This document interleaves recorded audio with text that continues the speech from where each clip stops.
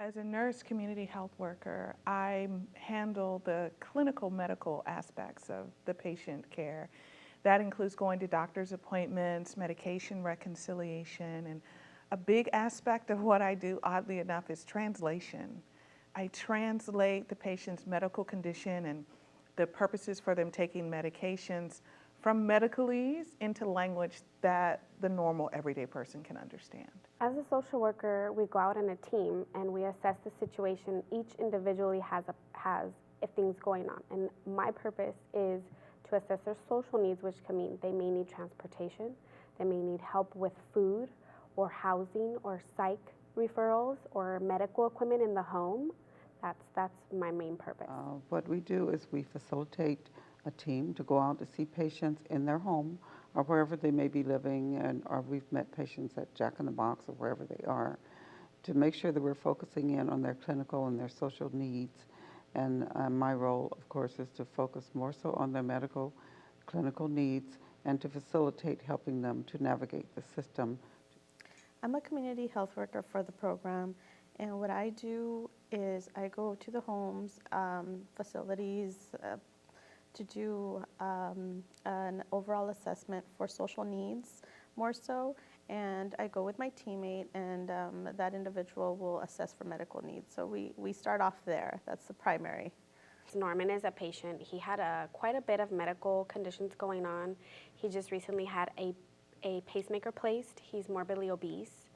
He had COPD. He had a lot of support, and he previously, prior to him gaining weight, actually I believe it was 8 years that he stayed in his home as nearly as a hermit.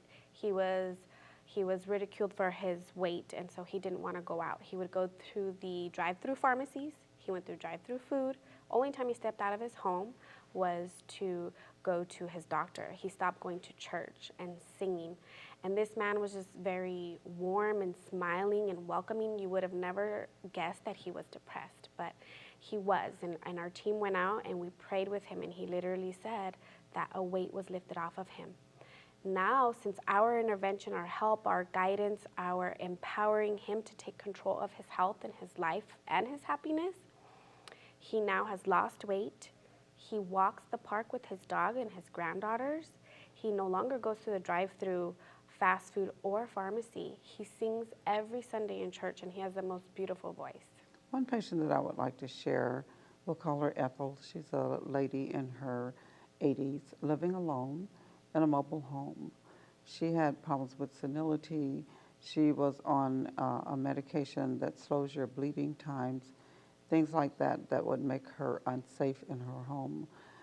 She had family dynamics where they were not in association with each other as they should have, or in communication as they should have.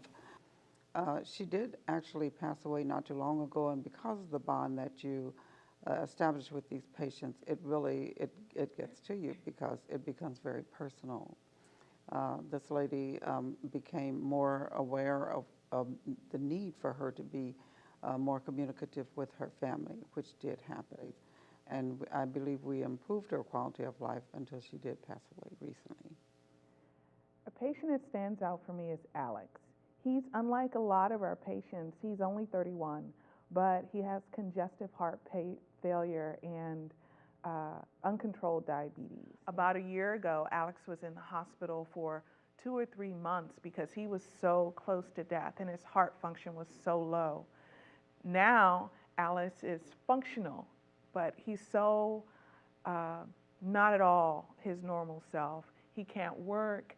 He's just gotten to the point where he can walk more than a few blocks at a time.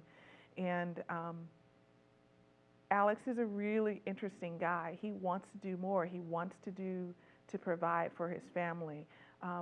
But just all of the medical things that have gone on have left him really low, even at one point, meaning mentally and emotionally low. At one point, while he's been enrolled in our program, we couldn't get in contact with him. I think he just decided that it wasn't important anymore for him to really pay attention to his health. And so Alicia and I, we did a home visit. We just showed up at his front door, and we had a conversation with him and talked to him about how he has these goals in his life. He wants to see his children grow.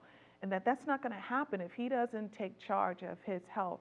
He's the only one that can make a difference. And after talking with him, and he decided that he wanted to make those changes. He wanted to step up and be the predominant person that said what happened in his health care.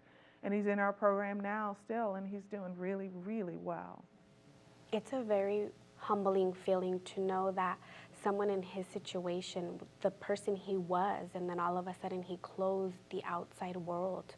He closed everything out, that knowing that there are people that care and love and support someone like that they don't have to remain like that. It's a good feeling knowing that he said, we were a godsend, our team. That is such a good feeling for us.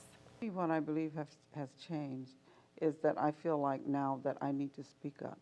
Knowing the effect that this program has had on patients who are disenfranchised, who don't know what they can do or what they should do, and to be able to empower them has changed me into the fact that if I'm around someone who has the finances or has the ability to make a person's life better and to empower them, to enhance their life, to make it better for them, I need to speak up.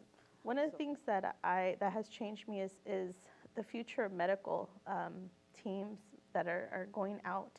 I took a volunteer to an assessment, and he now has more of a visual input as to, hey, as a doctor, I didn't realize.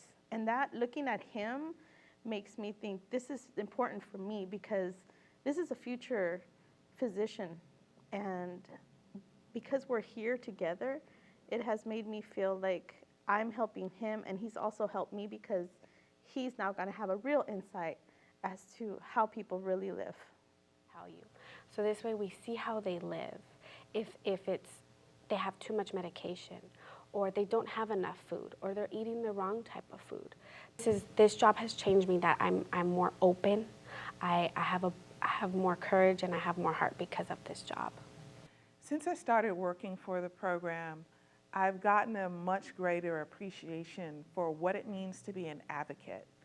I've always been that person in my family that goes with people to their doctor's appointments and advocate for them. Now I have a better understanding that it's just not my family that needs that, everybody needs that.